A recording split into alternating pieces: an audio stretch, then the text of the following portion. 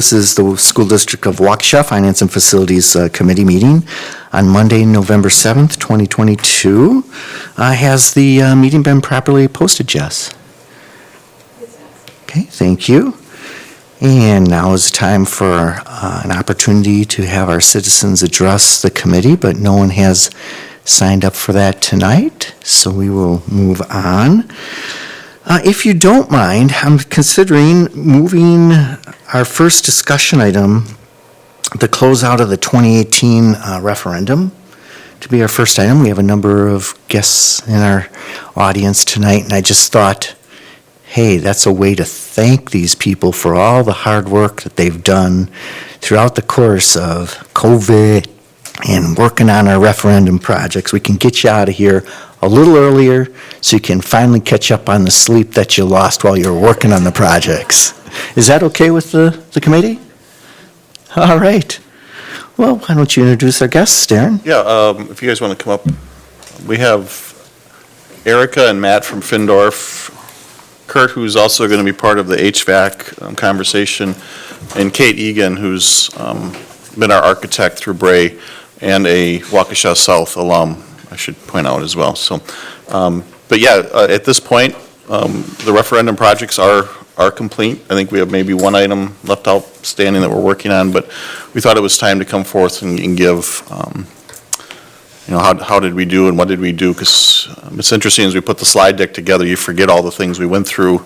And actually, Joe and I just talked about all, you know, there was a time in this process where we were talking about groundbreaking and celebrations, and then COVID hit, and then we just did all the work, and the kids came back to school, and several years go by. So, so we have a slide deck to share, and I'll project that. It's a lot of slides, but it's a lot of pictures too. So I'll turn it over. Kate, or who's leading off our? Matt's gonna jump in. Okay. Awesome.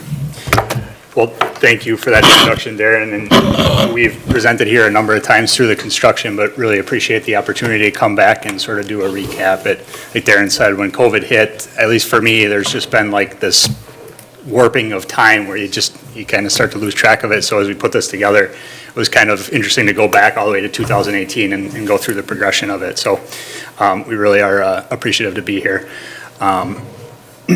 We'll go through the agenda tonight and talk, like Darren said, all the way from kind of the pre-referendum work and the planning, all the way through construction, and hopefully answer any questions that may come up.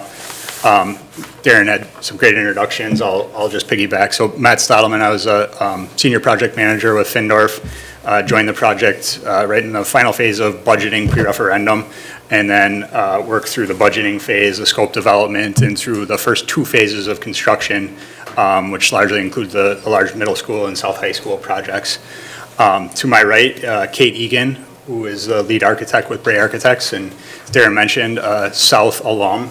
And I need to give some accolades to Kate, because through all the time working here, her passion, I think, is unmatched from anything I've experienced in my 14-year career in construction for the work you did in your hometown. So it was really cool, and it was exciting to work with you on it. Kurt, his company Building Solutions, was the owner's rep for the project, and helped with a lot of that early procurement, the management of some district projects, things like that.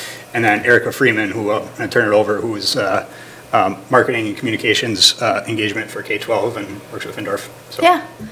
So I always talk about my role on projects that I was here in the interview on September 28th, 2017 to interview for the work, and it's so grateful to be back here to talk about all the success that came from those projects and share back to you as a district some of the things that we walked down. I call it memory lane. So if you wouldn't mind grabbing or going to the timeline. There we are. So I'm going to bring you back to 2017 when Findorf and Bray were hired for some of that planning work to get you to a referendum in November of 2018. So a lot of work went into engaging your community through different focus groups, but also a community-wide survey that had a really strong showing of support for you as a district and reinvesting in your schools. And I will say credit to the school board and the administration in listening to the survey results. So School Perceptions was their survey company, and sometimes it can be challenging based on what your community is telling you to really listen to what they're telling you, and you did. and you were ultimately successful in November of 2018 to reinvest in your schools. And you saw that work across the district in those 3 phases that Kate will certainly walk through. But I just also wanted to talk through that focus on the community. So we'll share some of the pieces and materials that were put together through pre-ref and post-referendum communications to make sure that your community, although we couldn't share in celebrations, we were able to inform them because they did invest dollars in the district. So it's been a long road. It's been a number of years, but really good work came from that. And I'm going to turn over to Kate to really start from the beginning. Thanks, Erica. So we had 3 phases of work. So the first phase was really looking at the safety and security. Again, accolades to the district. You had done a facility assessment plan in 2015. So we were able to reference that and look at all the needs that were identified. And we looked at the different buckets of need across the district. And so safety and security, capital maintenance, and then improving the building and classrooms to create modern learning environments. And a lot of these, the 3 different buckets overlapped. So where we needed to do capital maintenance to improve HVAC, because we had to go into those classrooms and take down the ceilings, we were able to bring in the different technology and the different like update finishes, and it really just changed the feeling of those spaces because of the need that there was for those. If you want to go to the next one, I can kind of take you through the phases. So when we kicked off the work, we knew there was safety and security across the district. So we identified phase 1 was 11 schools, and we looked at all interior renovations within that. And then while we were working on that, we had the middle schools and South High School as that second phase, saving the third phase of secure entries to wrap up after we did that. So we used this matrix to really show across the district and those 3 buckets of work what was planned, and then we followed back up and to show what was achieved. If you want to click to the next slide. So this was something, as Erica said, we were able to share out to the community to be really proud of the work that was done across those 3 phases. So we will take you through the schedule on that, looking at kind of how the overlaps worked. So we were able to, the gray shows the planning that we had all of them on our radar the entire time. We always had holistically the needs of the district across the board, and then we broke it down into achievable chunks, and that's what the orange is for our architectural planning. And with each of those we learned. So we worked with the district. You have great standards already, so you had door hardware, for example. You have been constantly improving your buildings even before we came, so we were able to build on that really strong. You have a great internal team that we were able to partner with and work on that and create standards that we then were able to build momentum on each of the next phases of work. And then when we were able to go into construction, we learned even more from that. So we worked really well as a team to go across that. So here's those 3 phases for that piece. We'll go to the next one.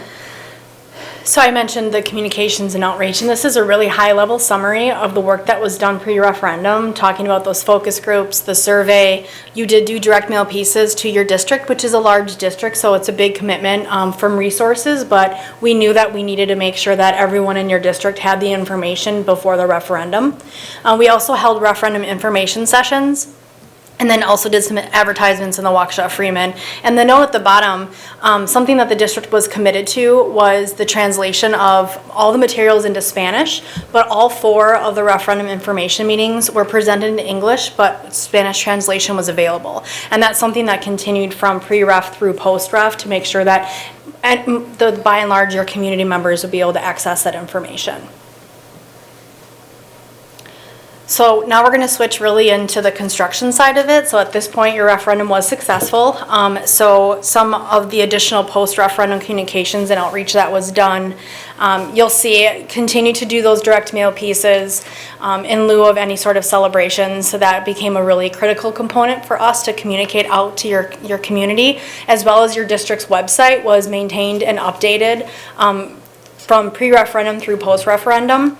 And then there were some really intentional separate pieces that were sent out to specific groups of parents that were going to be impacted differently. Butler students and Blair students, and then at the key secondary schools, that level of work that was going to be done there.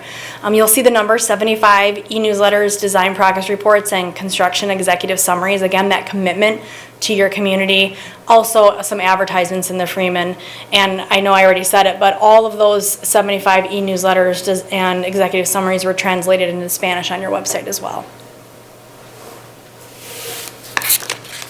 Now I think the fun part is to show you some of the before and afters. I think it's fun. I do too.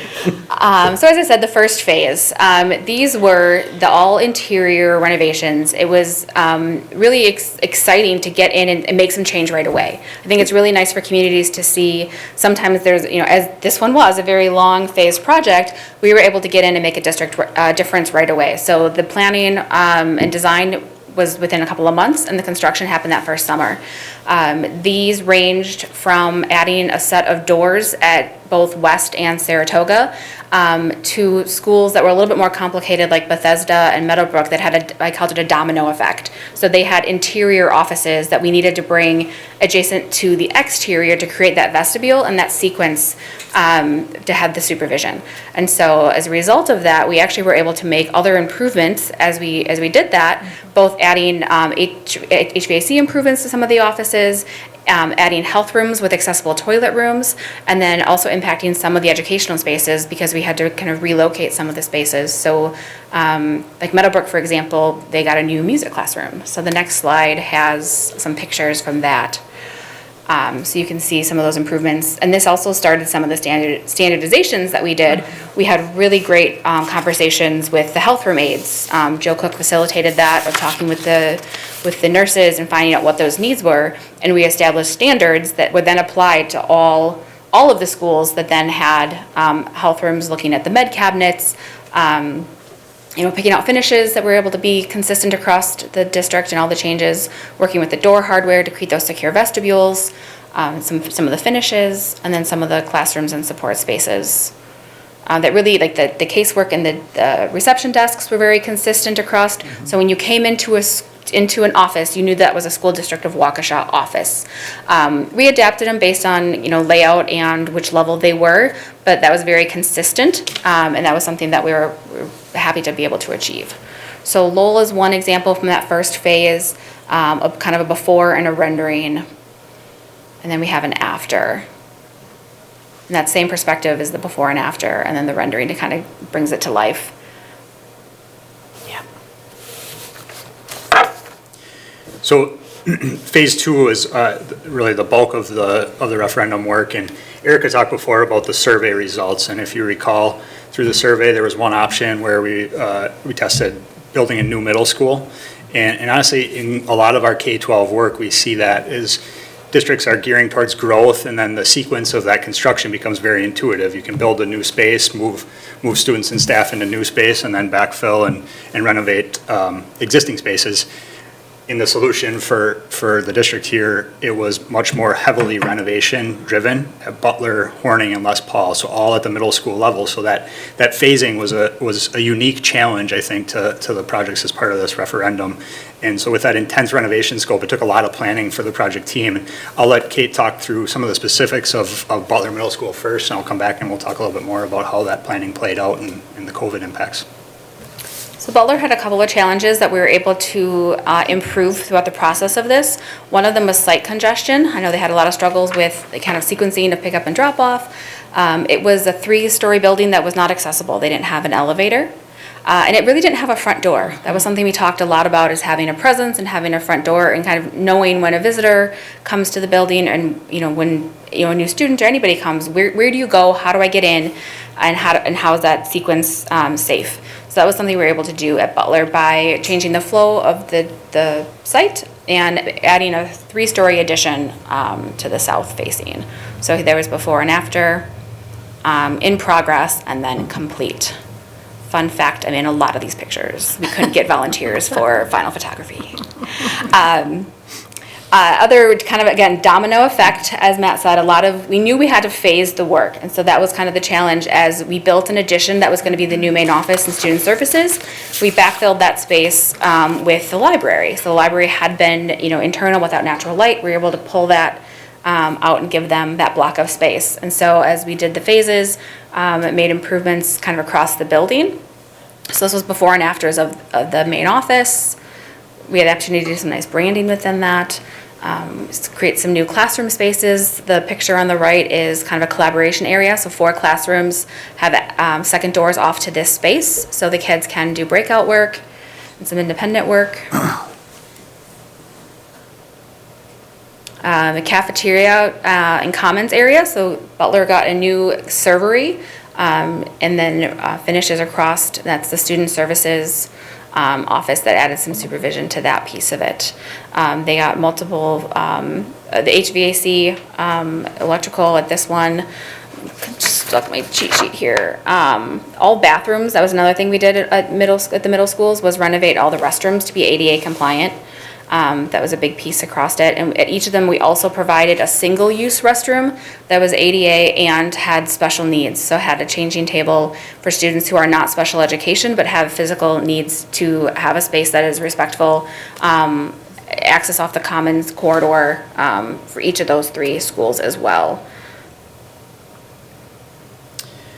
And like Kate said, the HVAC is one aspect that we were touching nearly every inch of that school. And so, but just the breadth of that remodel really kind of put the challenge on the team to plan out the work and come up with some unique solutions at how we can keep learning environments active and engaged. And so we had developed a schedule that was doing a lot of the site work on the first summer and front half with the addition, but really carrying us through 2 summers of work and really a complete school year. As part of the solution with that building, one of the grade levels was moving to the Blair building for 1 year of the school. So we got everything kind of set up and put in motion, and then a global pandemic hit us, and so we had to react. And if you guys kind of think back to that time frame, we were like dealing with all sorts of unknowns of, are we an essential business? Like, how does, what's going to happen with the supply chain? We're going to tear schools apart, but can we get things to put them back together? And so we kind of slowly through that first portions of the pandemic were taking opportunities, that first month when there was still some debate, well, are kids coming back to school, or is school done for the year? We started doing more abatement and kind of taking that advantage of the ability of with the schools being unoccupied.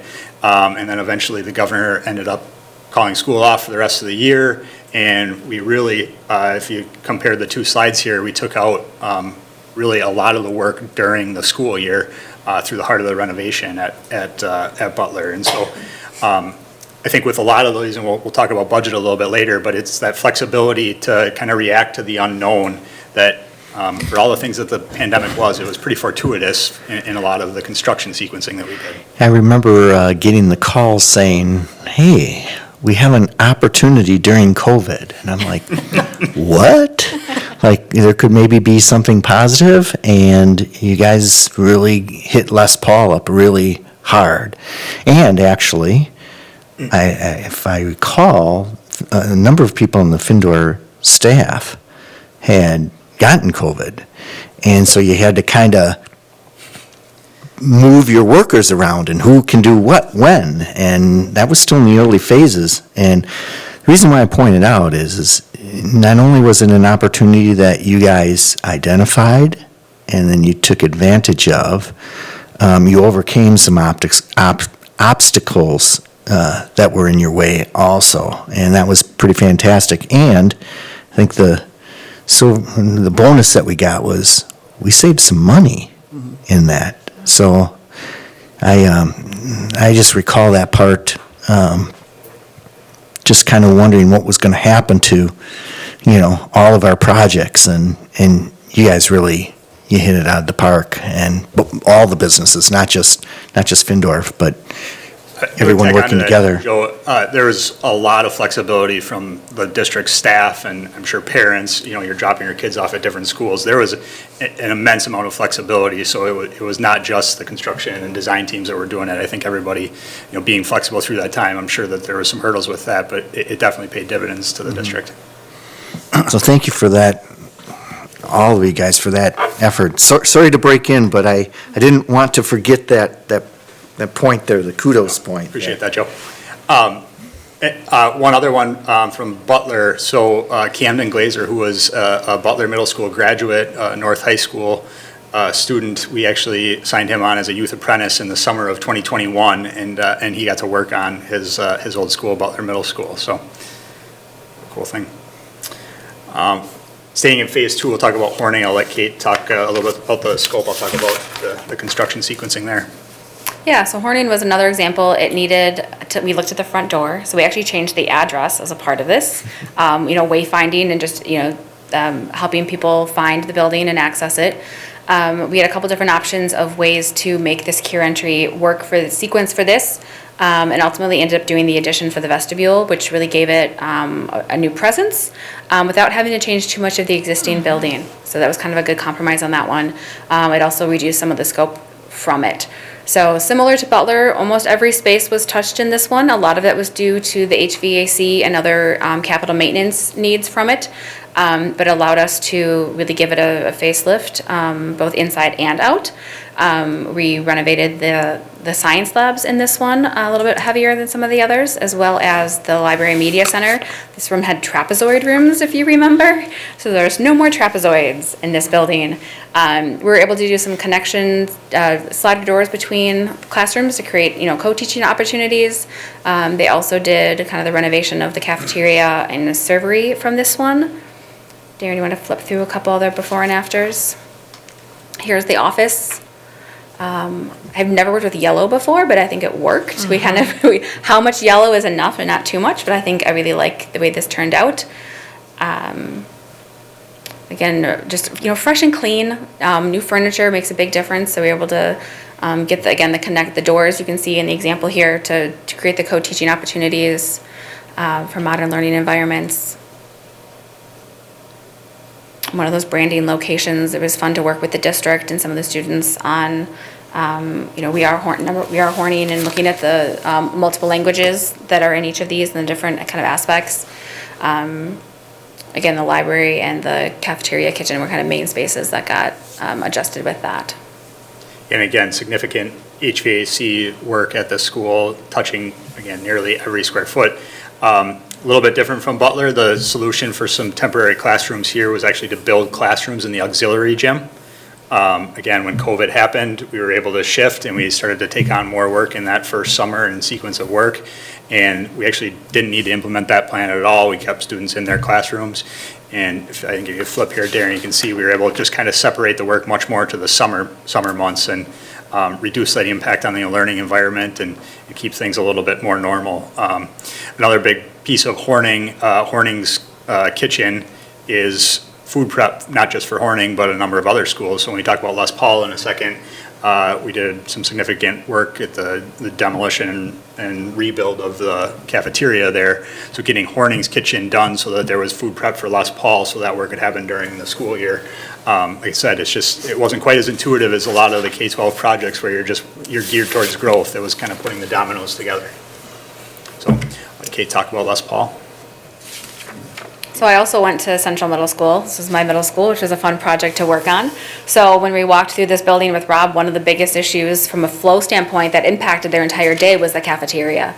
And so when all the students from Lincoln and Worthington had to go all the way through and down and around to the lower level to a non-accessible cafeteria, when we looked at creating the secure entry piece for it, it was like, well, can we do one addition that does both? And so this, solution was to tear down the cafeteria from the 70s and build at grade the new cafeteria piece of it in the shape of Les Paul's guitar. This one was a little bit more.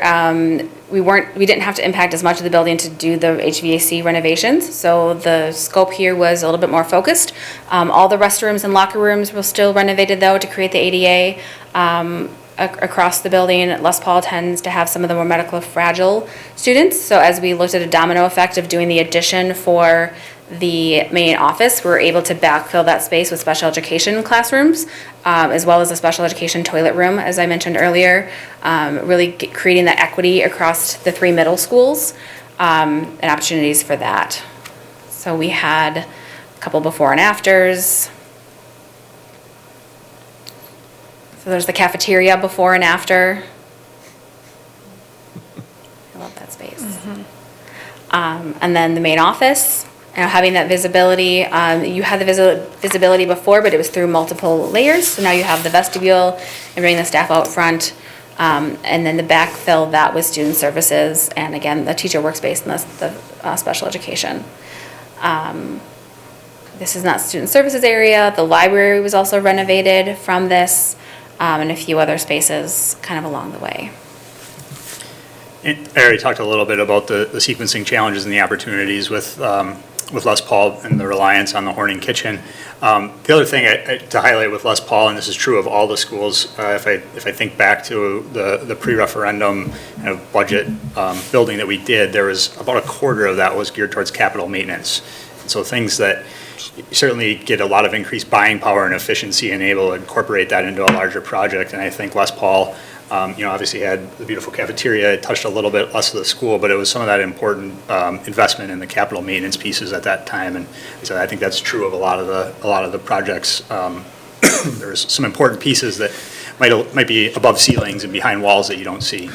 So one of the things that we haven't really mentioned through the course of time, I also went to Central Kate, and if you remember the old way it was designed, you could just go out the back door. And it's like from a security perspective in today's day and age, that was just not good. And so how it has been redesigned obviously had security in mind throughout the whole entrance, but the way we took care of the cafeteria also added some security to that. So, but you remember that, don't you? You remember that. Also the impact of all the kids going through the building. I Yes. mean, they had to plan the passing time and to not have the kids go all the way through Worthington from Lincoln to get to the cafeteria. Not only gives them more time to eat and socialize and get back to class, but it also didn't impact, the classes that were trying to finish, before their lunch period released. So from a timeline and experience point.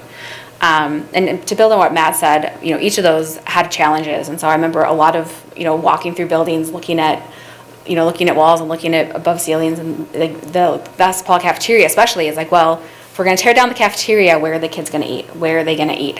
Where are we going to cook the food that they're going to eat? How are we going to bring all that through there? And just the collaborative efforts between the district and the custodians, and like everybody just came through and worked, thought outside the box and came up with solutions to make it all happen.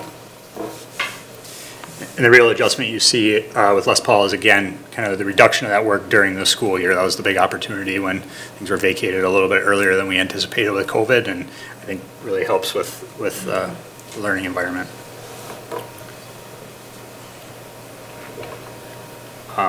Kate, you want to talk us through South? Sounds good. So my parents actually went to South High School too. So this one, again, we had met with the principal actually before the planning process started, looking at what needs there were. They were short a couple of classrooms from changing some of the requirements. And when we looked at where it made sense to create that secure entrance, whether it was off the original location or kind of where it landed, this spot made sense, solving a couple challenges. One, making the kind of the horseshoe turnaround a little bit bigger to bring parking up to the front, having a spot for the resource officer to park, some of that supervision. And then again, it created some new space that we were able to backfill with a couple additional classrooms. So the bar that used to be the student services and main office, we were able to put 5 classrooms in that area, 2 of which were special education with accessible toilet room. And then in that area also, we renovated the auditorium toilet rooms to serve the public, which we didn't have that prior. They had to go back to the cafeteria side. So the addition for the main office was off Roberta. So we have before and afters and renderings for those. Really just tying into the existing, and then created a separate student services entrance and main office from that, giving some privacy to the health room side of it. This was the career resource area that was created.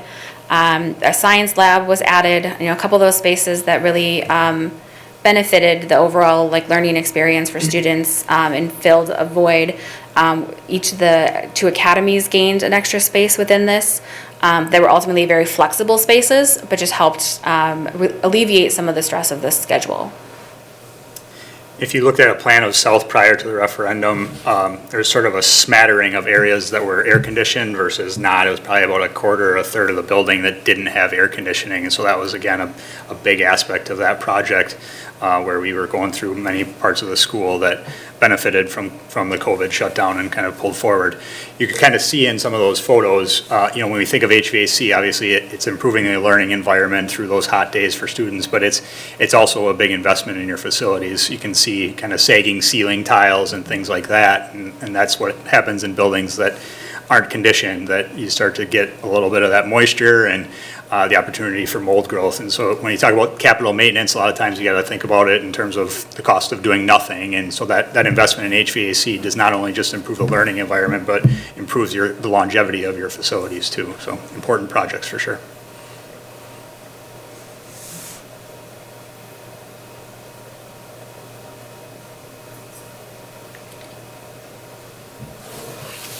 And the third phase. So Hawthorne, Hillcrest, and Whittier were probably the three schools said the most often because we always had them on our list. It was always, well, when we get to Hawthorne, Hillcrest, and Whittier, looking at solutions for those. So these three were the third phase, mostly because they were a little bit more complex. So they had some ADA challenges and they had some exterior components that we wanted to make sure we got right, and we had some lessons learned from past projects. So Hawthorne, we ended up with a main office addition, a little bit similar to Butler in kind of scope but smaller scale. We were able to bring an elevator to Hawthorne in that addition that connected 3 levels of the building. We were also able to get a health room and toilet room into that. And again, kind of a little bit of a front door piece of that. Hillcrest, we moved the office back to where it had been and added a canopy, again from a front door standpoint, and improved some of the site circulation. And then Whittier, my other school, improved the office, brought it from the interior to the exterior, and made that entrance accessible. If you recall, there were stairs off Roberta and then up into the building as well. And so with really just a gentle slope, we were able to make that main entrance accessible. So here's before and afters of Hawthorne. Here's interior before and after of Hillcrest. Here's before and after of Hillcrest with the new canopy. And then Whittier.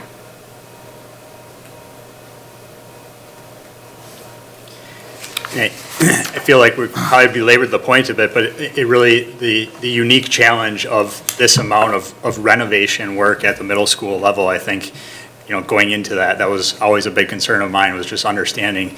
And Joe, you kind of stole the show by our points here, but the flexibility of the staff and students really is what I think helped this project along, because we've been here before and we've talked about some of that budget analysis, and it was about $1.2 million that we estimated were saved as sort of the benefit of COVID, if you will, which is about 2% of the overall referendum cost, just sort of a small percentage, but really big impactful dollars when you think about that type of stuff. And so I'm going to turn it over to Darren Darren and Kurt to talk a little bit about the overall budget picture. Just one thing on the flexibility. The other thing that helped, because our staff was changing on the fly. We had this set up where we were going to be rotating them into different rooms. As ones were completed, someone else would move in, and throughout the school year, and they adjusted quickly.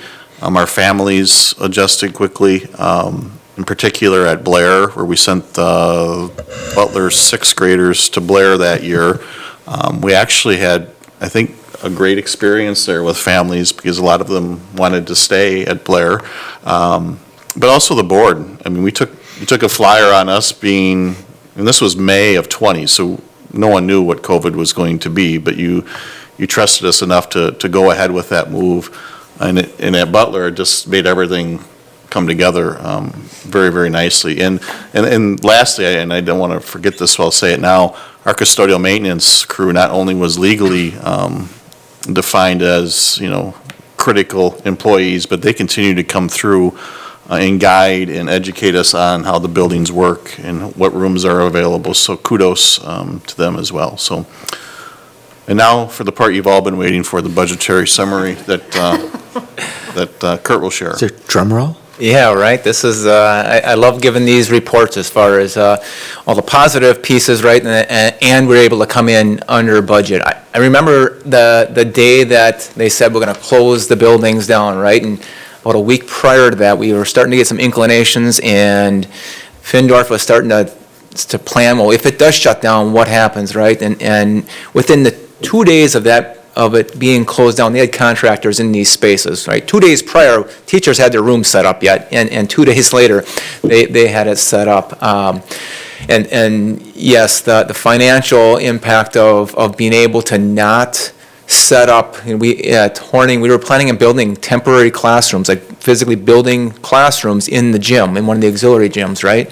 So we didn't have to spend that money doing that. And so these financial results, you've been seeing this slide all the way across the projects. This number is lower than what you've seen in the past as far as the expense breakdown.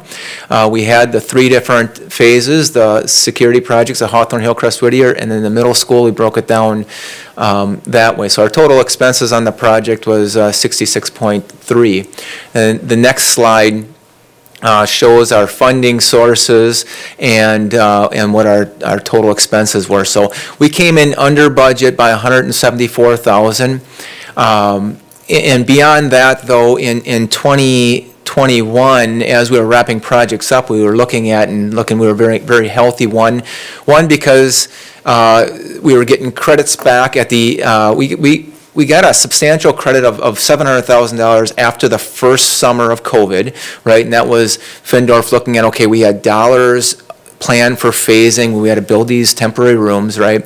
And so that was very beneficial to have that information then, because we were in design. The strategy was, let's get far enough ahead on our middle schools and then make decisions on Hawthorne, Hillcrest, Whittier, because that was, as Kate said, a little more complicated. So having that extra funds allowed us to do a better job at Hawthorne, Hillcrest, Whittier, and do a more complete job over there. And so after that first summer and realizing those savings, and then as we went on throughout the project, there was another $500,000 of credits that came back through less general conditions, less allowances being used. So in the end, $174,000 under budget, but then we also in August of 2021 made the decision, is where some extra funds, we have these HVAC projects, which everybody's familiar with, right? That ring and do quote report.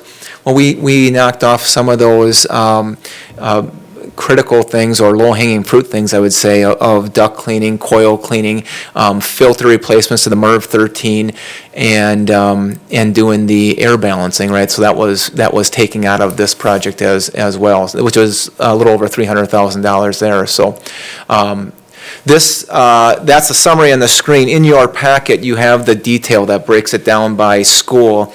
In the different categories there, but in the end, very, very positive news as far as being under budget. Thrilled with the team we had. Joe and Patrick, you guys are part of the interview teams at the very beginning, right? If you remember that, it seems like forever ago. But one of the pieces we look for is how well will the teams that we're selecting, the architect, construction manager, what type of synergy will we have? And through the challenging times, the good times, I really feel like this team did well. And as a result, I think these numbers are a reflection of that. I agree. What questions or comments might we have of the team before us? Yes, Karen. Thank you. Thank you all for everything. Just to kind of summarize if someone were to ask. So if we saved 1.2 million, as Matt, right? Matt had said, but it shows 174. The other is due to moving the HVAC and the filters and all of that to this project, and then also getting a jump start on it because of COVID, or? Yeah, so some of those savings were realized early, so it allowed us to reinvest those savings into the Hawthorne, Hillcrest, Whittier projects.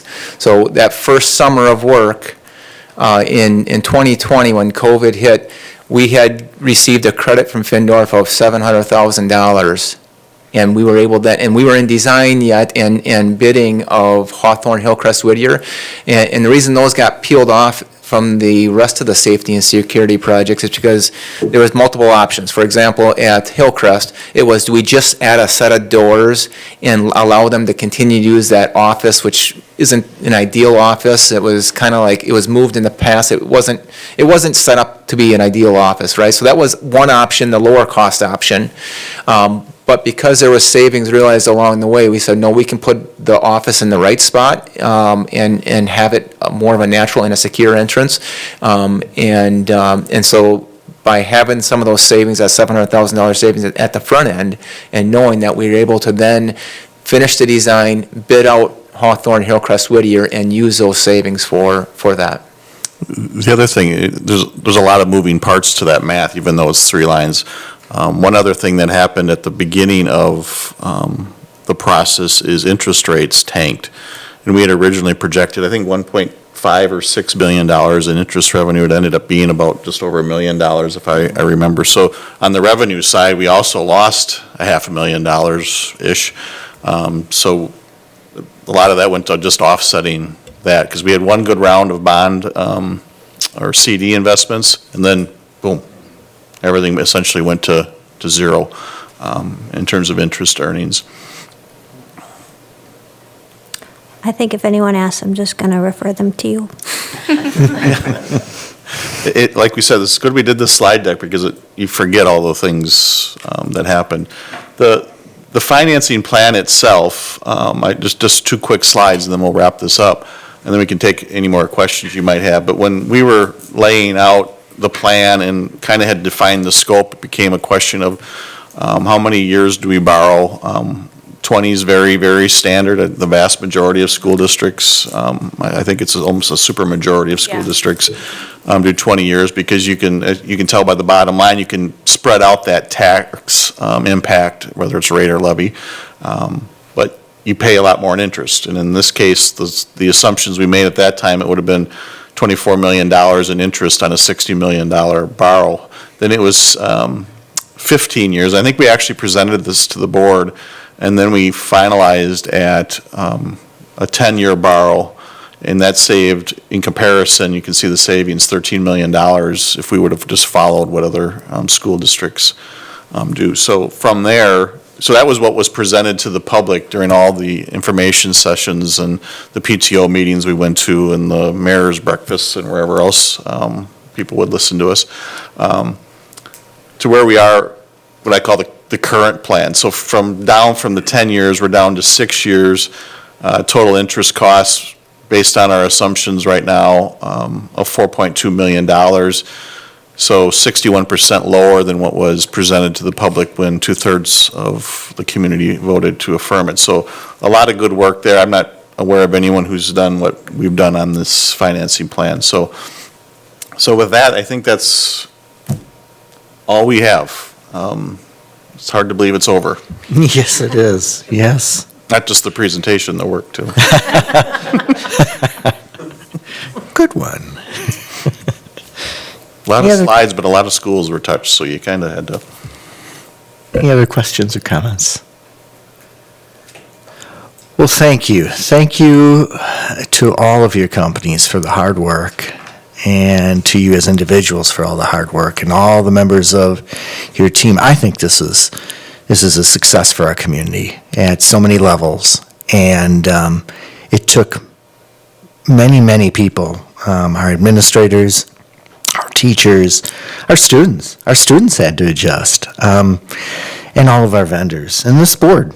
We had, I don't know, when did we start the referendum discussions? 2 or 3 years ahead of time, and it took a bit to kind of build up on it, and it's been a long haul, and the results are fantastic.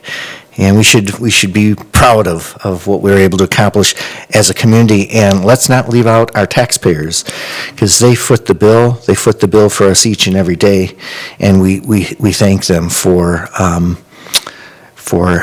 that contribution. And I hope that our taxpayers get a chance to go out and see the lovely work that's been done, and to see the safety features in action, and just get a feel for things. That was another thing that kind of COVID sort of tamped down, is, we really didn't get the public to maybe see us, unless you obviously had children in school. But, so I would encourage people to go out and take a peek at what we've done and what we've accomplished. So thank you, everyone. Appreciate it very much.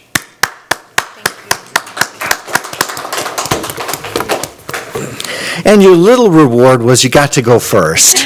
So you have your evening. Now going back to the regularly scheduled items. We'll start with the approval of the minutes from October 10th of 2022. Would I happen to have a motion of approval? So moved. Is there a second? Second. Second by Dr. Piasek. Any changes, corrections? Only thing I would suggest is I don't think we have a time as when we adjourned. If we could figure that out, I would appreciate that.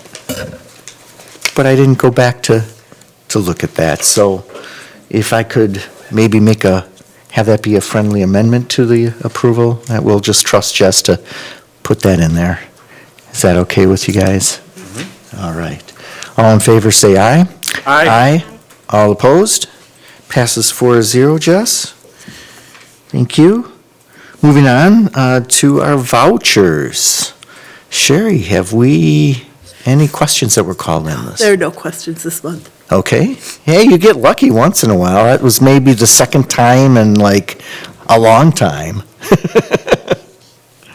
Any questions that we might have of Sherry that weren't sent in? Okay, I'd be looking for a motion at this time. So moved. Move approval as presented. As presented. All right, second? Second? Okay. Thank you, Mrs. Robertson. Any discussion? All right, all in favor say aye. Aye. All opposed? Passes 4-0, Jess. Moving on to a lease that we are considering here for the Richardson School to lease out Pleasant Hill. We've been working on this for a little bit, and they've been leasing this for 8 years. 8 years, so yeah, long time. Darren, you want to bring us up to speed on As the you contract mentioned, before us? Richardson's been utilizing the Pleasant Hill location since 2015, and we actually are a client of Richardson School as well. They deal with severe students of need. So the document itself in orange, if you go to the draft document, are the changes, but really the verbiage and stuff is template from what it's been before. So this is a 5-year agreement, but we're rewriting 22, 23 at the newer rates. So this would run through 26, 27.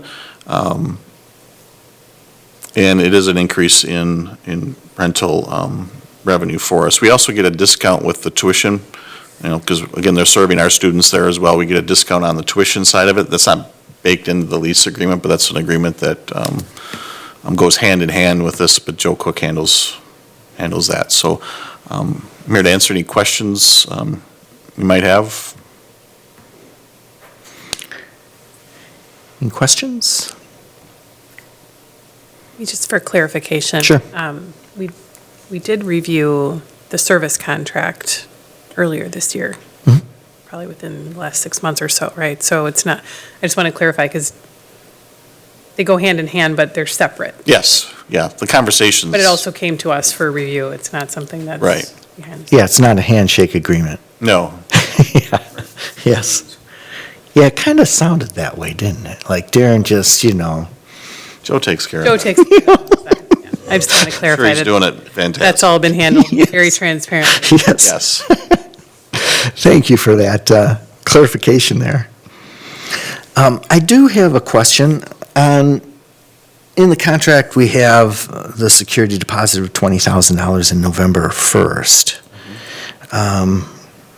We're past November 1st, Oh, so maybe we just need to tweak that a little bit. mm-hmm, Maybe December 1st? yeah. And we're already actually holding 15,000 of the 20,000 from the prior lease. So, but no, we'll make that work timeline-wise. Fair enough. Just shows how long we've been talking about this, I guess. Yes, Right. yes. And then I just, if you wouldn't mind talking about there weren't many changes, but some changes in Section 10. Would you kind of go through those? Yeah, every time we go through one of these lease renewals, we have our insurance company review it to make sure the limits are where they need to be in terms of coverage. So this is all their language to put us in a better position in terms of damage to the building or ensuring that if something would happen due to the tenant's actions, that they would have enough coverage to make us whole.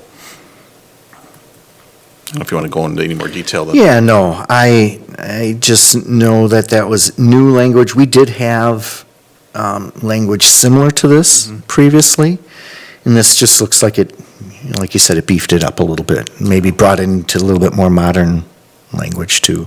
I mean, it's not like it was 60-year-old contract language before, but maybe more in practice what's happening now. And was it $1 million before, or was it $2 million? It always been $2 million? I think it was $2 million before. Okay, I just couldn't remember that. Any other, yes, Dr. Piasek? Thank you. I just did want some clarification on the termination agreement within. There was an addition on termination for the 5th year, but silent on any prior termination, which to me would imply that there are no provisions for either party to terminate this until 2026. Unless there's not paying rent or there's some action or inaction on someone's part, yeah. The only opt-out would be that final year of the agreement. And I put that in there just to, in case our desire or the purpose of that building would change. One thing that Richardson needs from us is so much time in advance to make that notice aware to them, because they'd have to find somewhere new. So we came to this agreement to provide that flexibility in 26, 27. So that was a mutual agreement that for the next 4 years, neither party would want to terminate. I thought in our original agreement, and we do have it here, I thought it was like a 1-year notification. I think it was 18 months. 18 months, okay. I could be getting my leases mixed up, though, but I believe it was 18 months for this. And quite honestly, for us to do something to change that, we would probably need a solid year to return let's say we're returning it to an attendance area elementary school. We would need a lot of time to make that happen as well.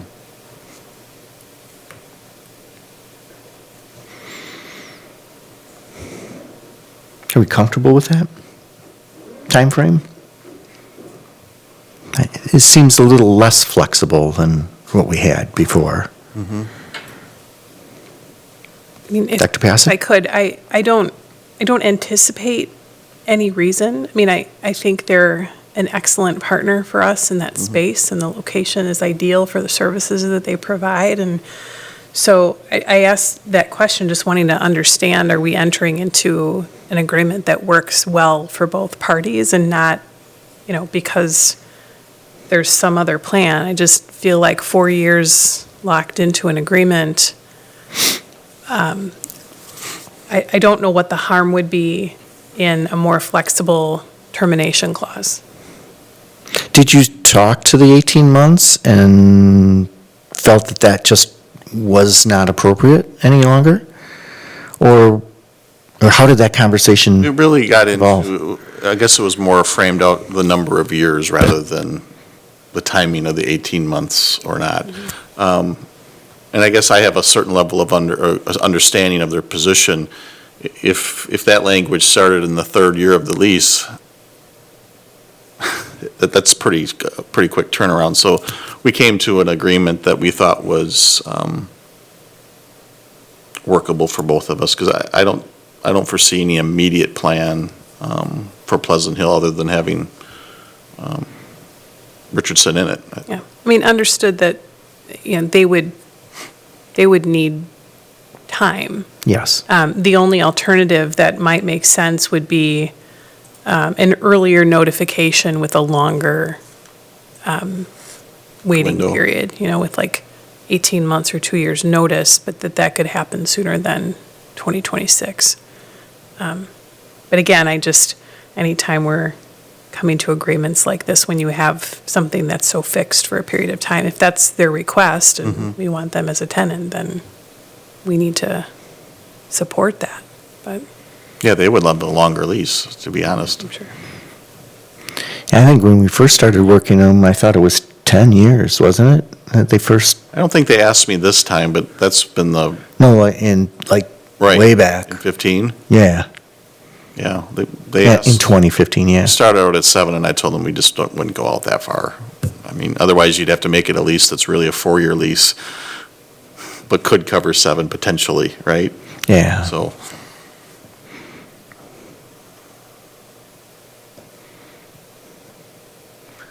Other questions or concerns, or?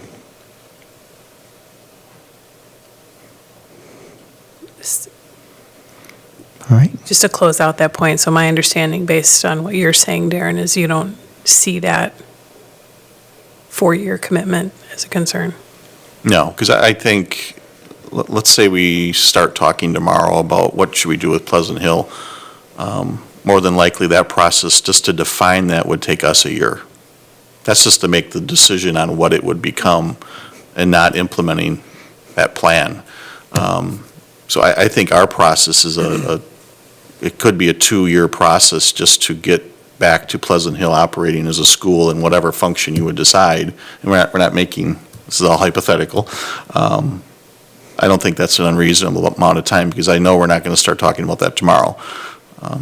So I guess that's my thinking, and we're already several months into the first year of this lease as well.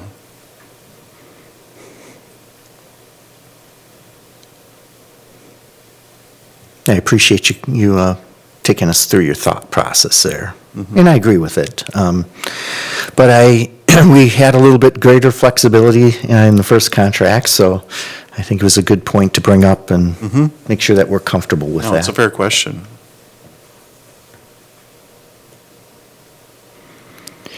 Any other aspects of the contract that we wanted to ask Darren on?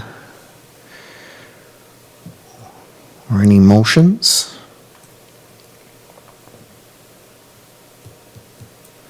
No question. When did we take that out? This I'm would be, looking at the 15 contract that Lori signed. I don't really see it I in there don't anymore. see it in there.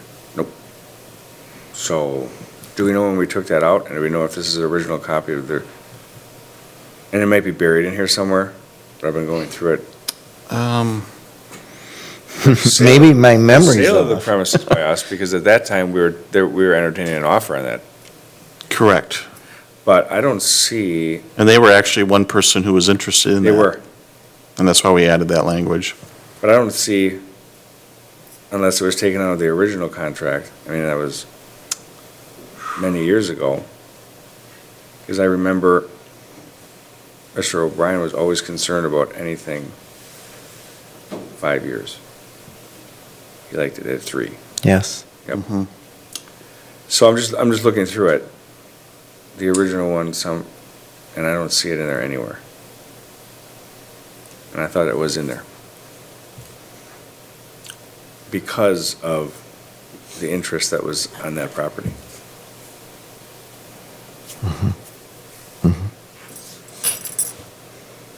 So I'm just wondering if it was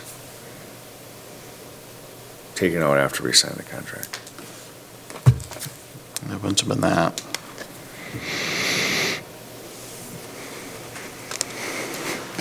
Because I thought it was in there. I wouldn't have brought it up if I didn't think it was part. Well, as soon as you brought it up, I wanted to see Yeah. what the original language was, and I don't see the original language in this agreement. This is our signed document from 2015, so Yeah, it is. I've seen a lot of signed documents from 2015, though.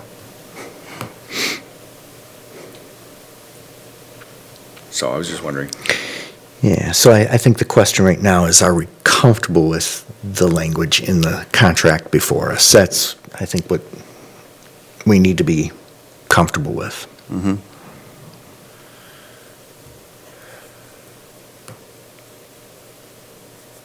I wondered why we'd get out of it. Why would we leave it? If the development of the area took a different course?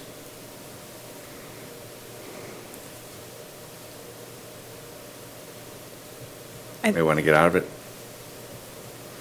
Just Dr. I Pass. think it's important to be clear that we need to separate our interest in the partnership from the making the right business decision on behalf of the district. Right, the interest of the district. Right. So, from my perspective, it's an excellent partnership, and it's the right use of the building. But locking us into a 4-year commitment, as we all know, a lot can change in the dynamic of a school district over 3-4 years.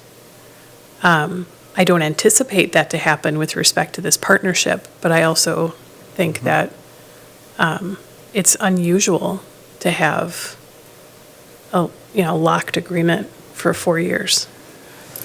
That doesn't mean, as I sit here, I can honestly say, like Darren said, I don't have any other plans. I don't have any other thoughts about what happens with respect to that partnership or that facility, but it's just, 4 years is a long time. Yeah, you hear a little bit of pause here. And there's no Darren. requirement Yeah, to act tonight, so don't feel the pressure to vote one way or the other tonight if you want us to take another swing at this. Yeah, I think there's two suggestions. One, I'm sure you guys have talked about this at the cabinet level, and, bring it back to them with our concerns, and then with Richardson, just let them know our concerns. And, we're not under a timeline, right now? No, no, we have a current lease through '23. We're overriding this at the higher rate for this year, so we're good till next June. Okay. The amendment takes us through next June. Yes. But this would be effective. This would be backdated to July 1, yep. Yeah. And that's why you're saying we're already into year one pretty far. And we've narrowed it to one topic, it sounds like, so that should make bringing it back quickly very possible. Since we're bringing it back, are there other topics that we want to have brought back? I'm not suggesting that we add on, or I have one to add on, but now's the time for us to point Mr. Clark on it. The other question I have about it is, what was in '23 that says intentionally omitted? There's only one section in the original agreement, it looks like. And 22 is sale of premises by landlord. You're looking in the original? Yeah. And 23 is gone.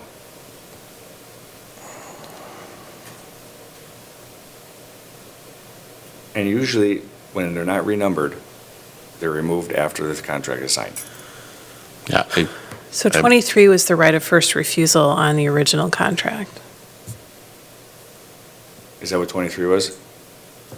No, actually, that's on the new contract. Yeah, that's on the So new you're seeing it in the old one. So it was omitted, it was taken out after the signed contract was signed, because you can't renumber it. It would be illegal.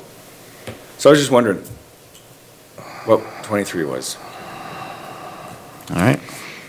Just, if you have a little paper copy laying around, I'd love to know.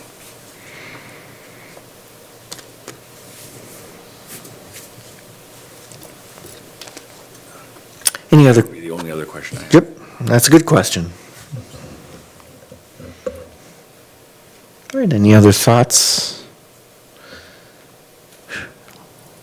All right, Darren. All right, we'll see you in December on this one. Yeah.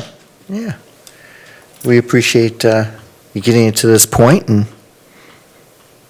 I'm sure you guys will be able to figure things out, so we'll have another contract within a month or two, so Appreciate that.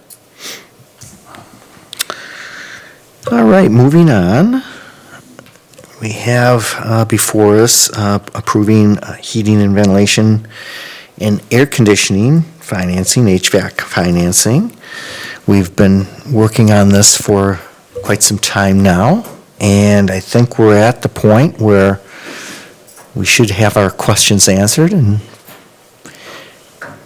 potentially moving for approval on it. So we'll see whether we get there, though, so you never know, guys.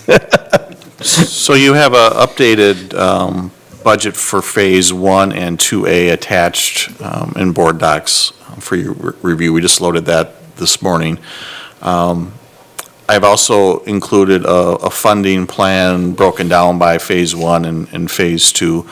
If Phase 1 is approved at nearly 5.9 million, I would recommend the use of ESSER funds for those, and that would be broken out in between ESSER 2, $1.7 million would be charged to ESSER 2, and that would fully obligate ESSER 2 or assign ESSER 2 to certain projects.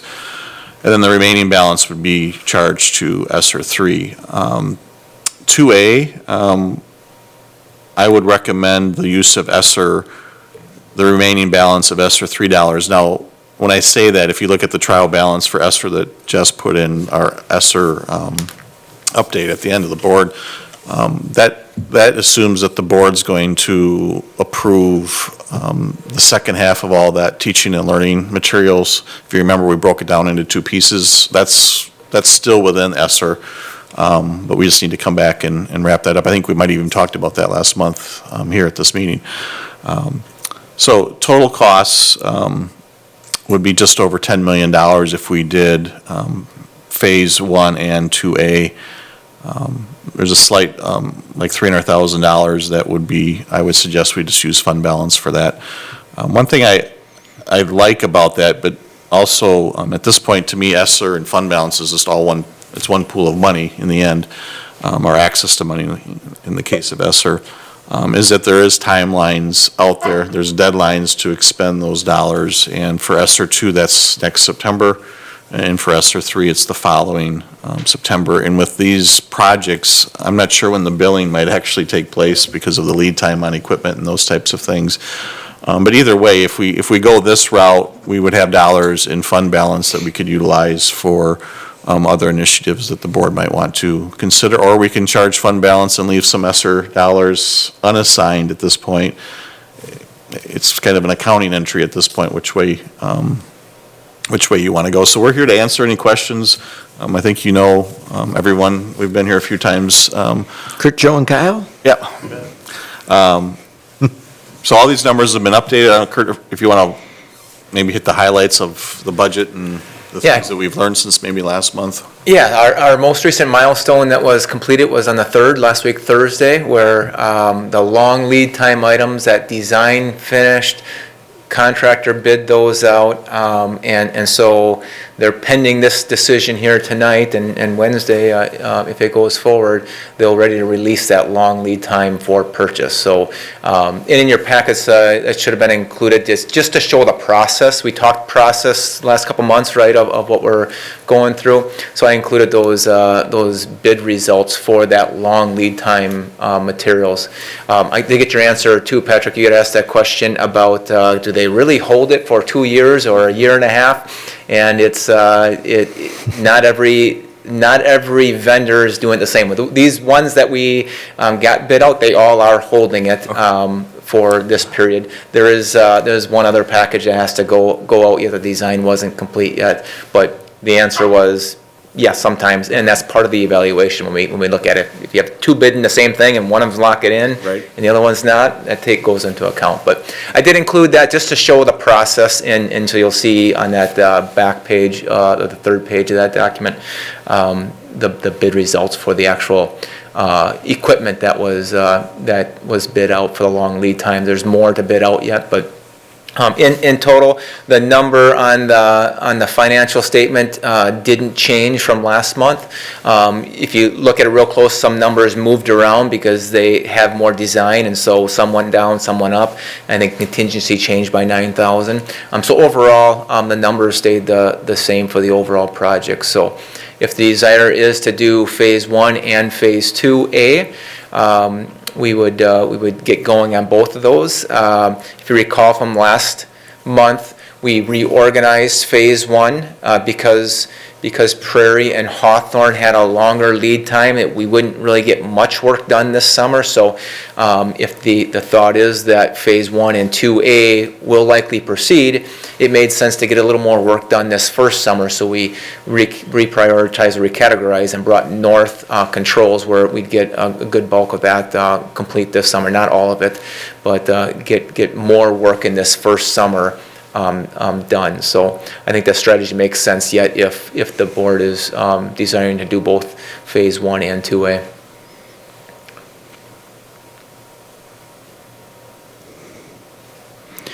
Questions or comments on that modification, suggestion?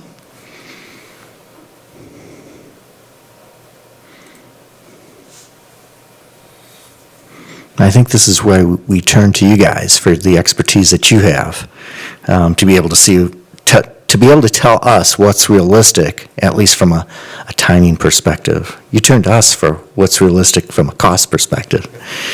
So we appreciate you thinking through that and how we might be able to better go about that.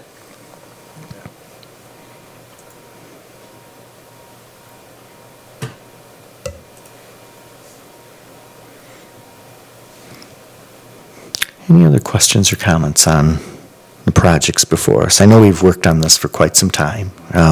This isn't the first time we've looked at this. You guys have been working hard on this for a while too. But we are at a point where we have to consider approving these phases. I would be looking for a motion.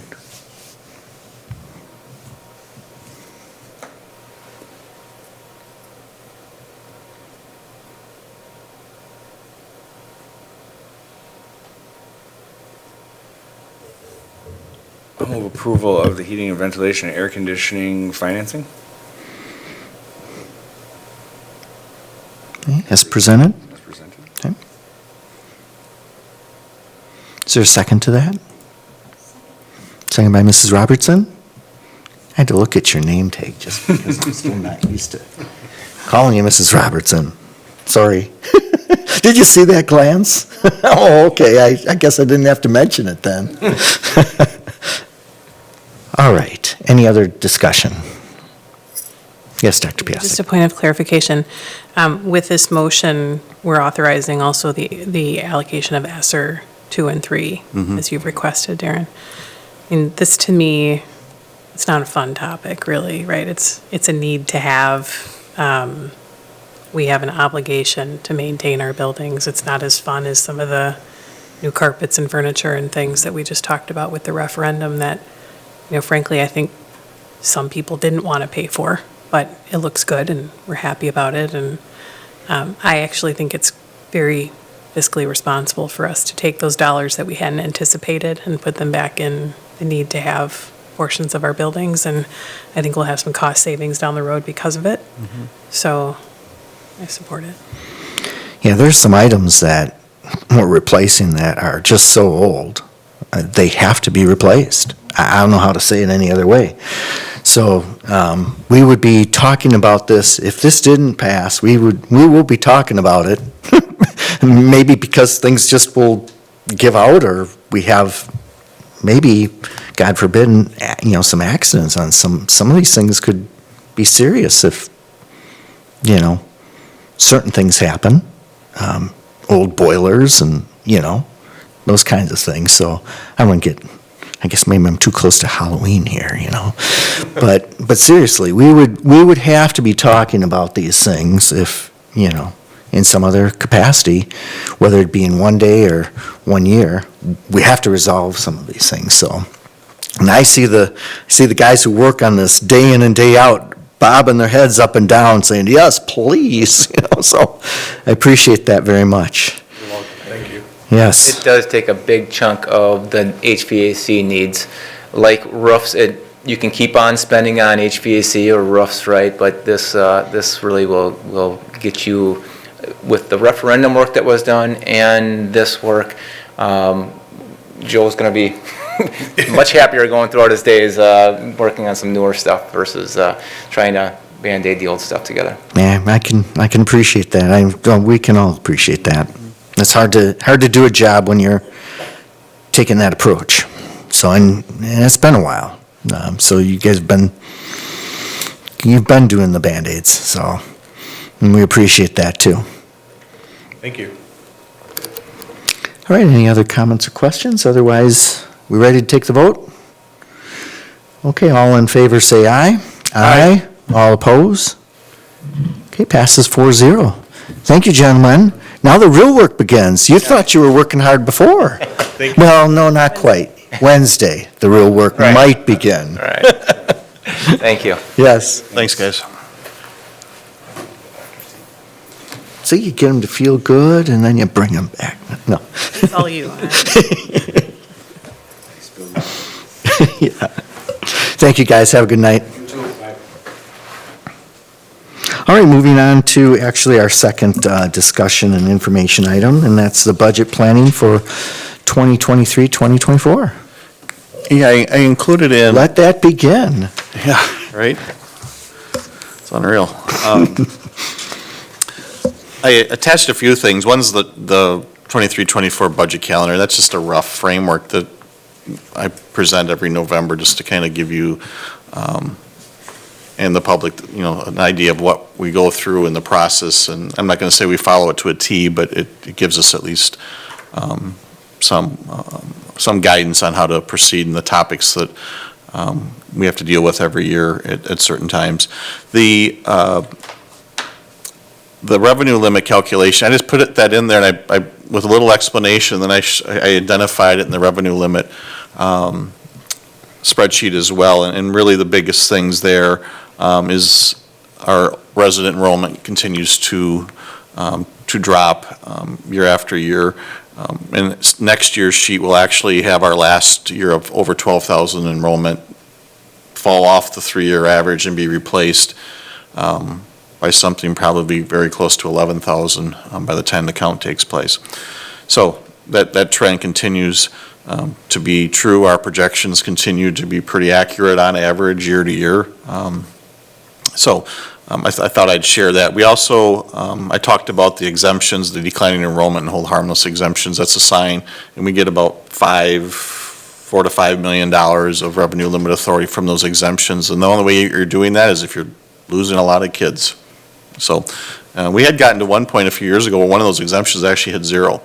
And then COVID hit. I forget the timing of all that exactly at this point, but on the right side of the revenue limit calculation, comparing last year's revenue limit to this year's, we've lost over $3.3 million of revenue limit authority.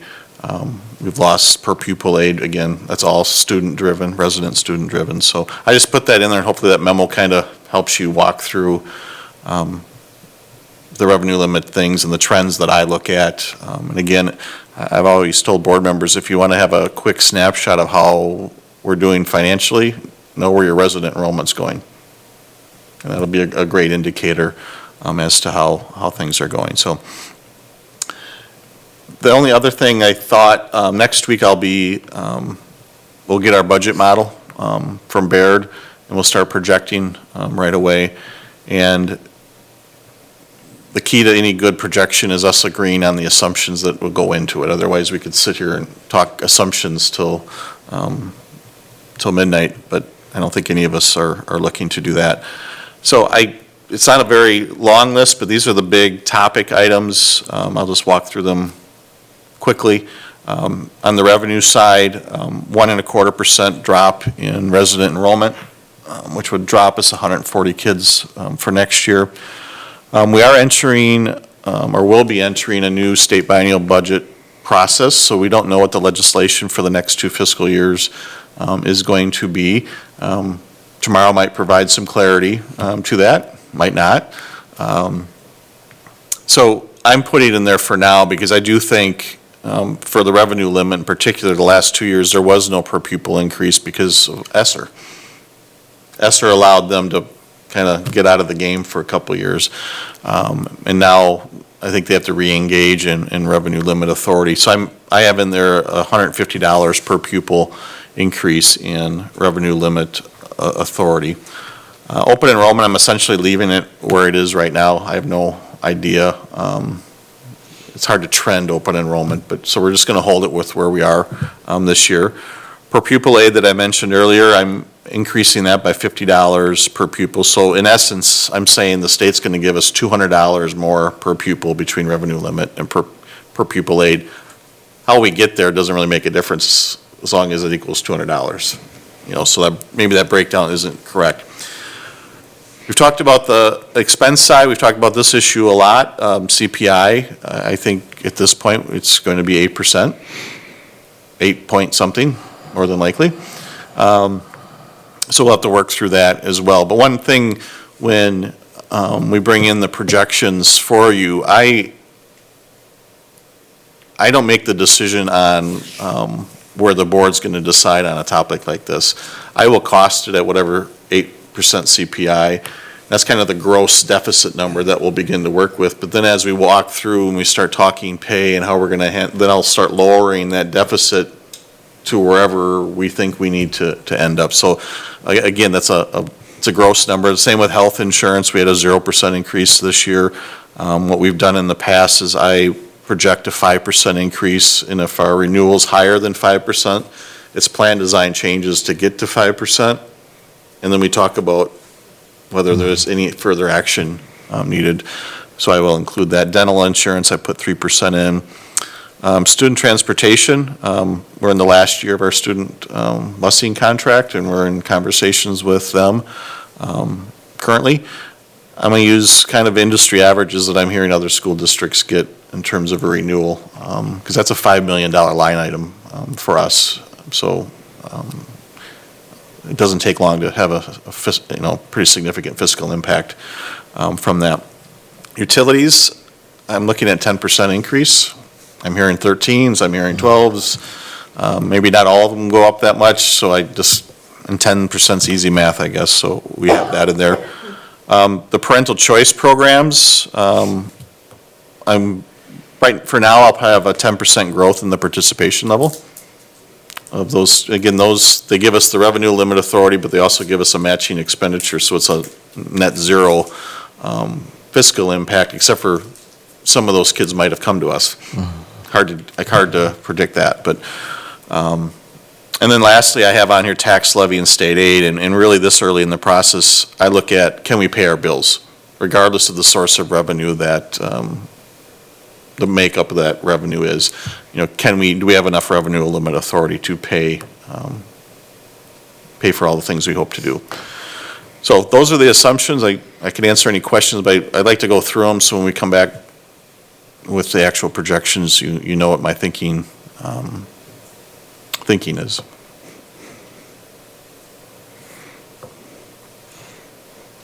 First round of assumptions. Yeah. Dr. Piasek.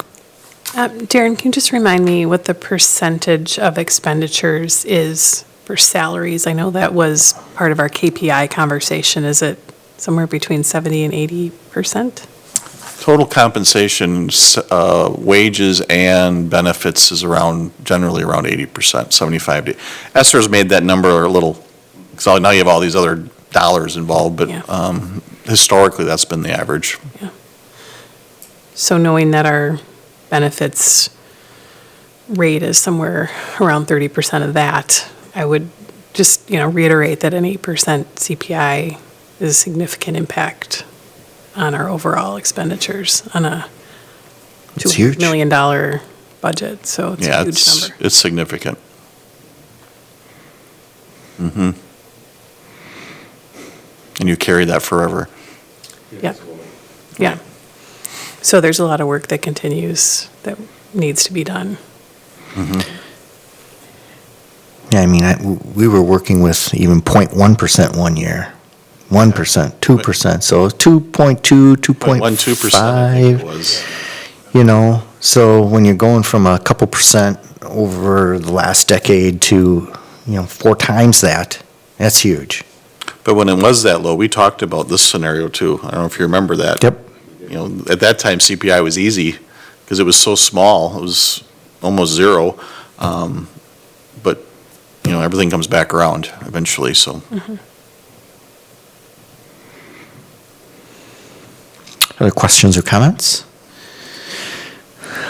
The budgeting process has officially begun, so thank you, Darren, for that. Thank you for laying out the calendar for us and, talking at a high level on some of the big assumptions that really, generate our budget. And as always, you let us know as you see those things changing, and we appreciate that. We won't know a lot, though, for a number of months. Yeah, for board members who haven't been through the state biennial process, we won't know the legislation till July at the earliest. Sometimes that's rolled into fall. Yeah, we even had to significant change in the fall one year. We don't want that kind of surprise. And that's why we have resources to guide us through that. We're sitting on a solid fund balance, et cetera, to help us respond and react if needed. Thank you for that. Appreciate that. Moving on to our monthly budget report. Sherry, Ms. Stack? Hello. Can you hear me okay with this on? Okay, excuse me. All right, revenue, low month for revenue in October, which is very normal. We still continue to have good favorable interest rates coming in right now. And really, our only other big source was federal funding. Actually, this isn't even very big, but ESSER 1, our final claim came in, and it was mainly trying to spend off the rest of getting the private schools to spend the rest of their money. So we got that taken care of and got the final claim in on that. Expense side for salaries and benefits, right where we expect them to be. Percentage-wise, they're coming in right at the same, very close level to last year.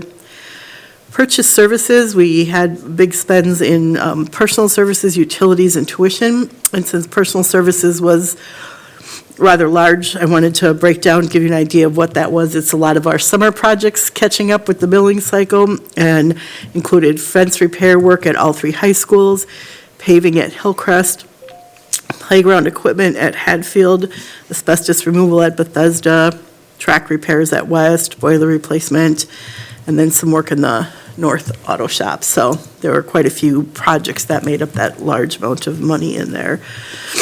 Non-capital objects, textbook and instructional media were the biggest areas. I noticed that our report has a 437 object on it labeled as textbooks, but I don't know how that happened because 437 is not textbooks, so that'll be, It was years ago. oh, so somehow we refound it. I already went in and changed in Skyward what 437 is, which is instructional media, and I've changed that, and then we'll go back and look at those 437 expenditures to see if they truly were textbooks and they need to be moved over to the 470 so that we are tracking the actual 470s, but that'll be corrected in the next month. Capital objects, there was a large investment in laser engravers and accessories at the middle schools, and those were funded with grant money, 2 different sources of grant money.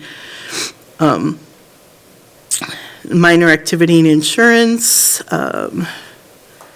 dues and fees. Otherwise, we're pretty good at spending. We're really close at the percentage we were at last year at this time. Fund 27 revenue, as I mentioned last month, we don't really start to see special education revenue coming in until November.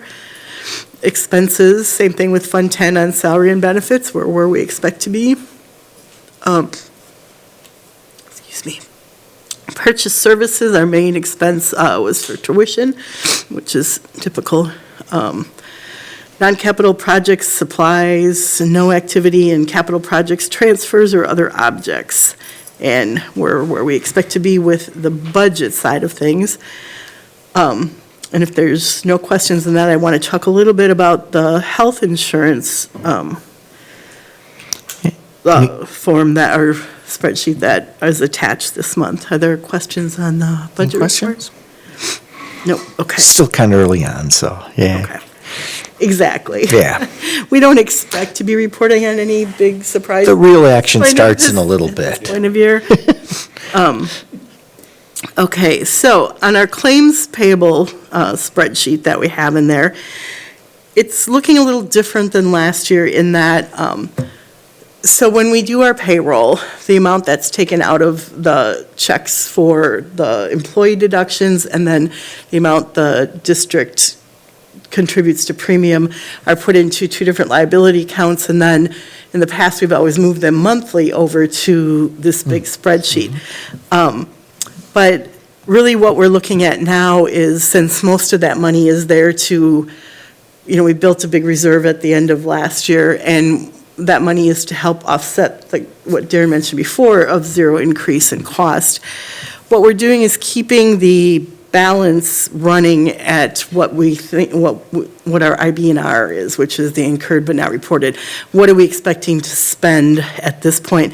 And then leaving the money in the other liability account until we need to move it in here. So at the very bottom of this spreadsheet, you now see a new amount. The first amount says that it's the board designated cash balance reserves of 5.3 million.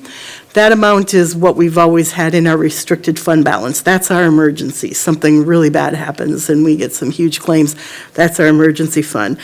Well, now in addition to that, in the other liability accounts that come right out of payroll, there's $5.4 million in there, and that's the amount that will be, as we need it, to cover any expenditures moving it over.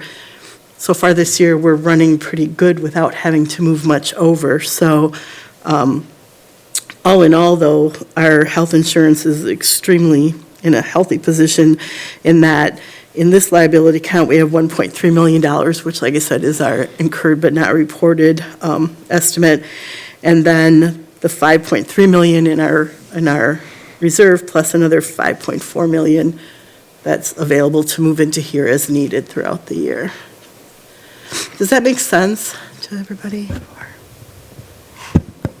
It was mainly done because this account really should be reflecting where you're at that point in time in the year. And so to keep moving everything over on a monthly basis, you're really overinflating what you need at any point in time. Mm-hmm.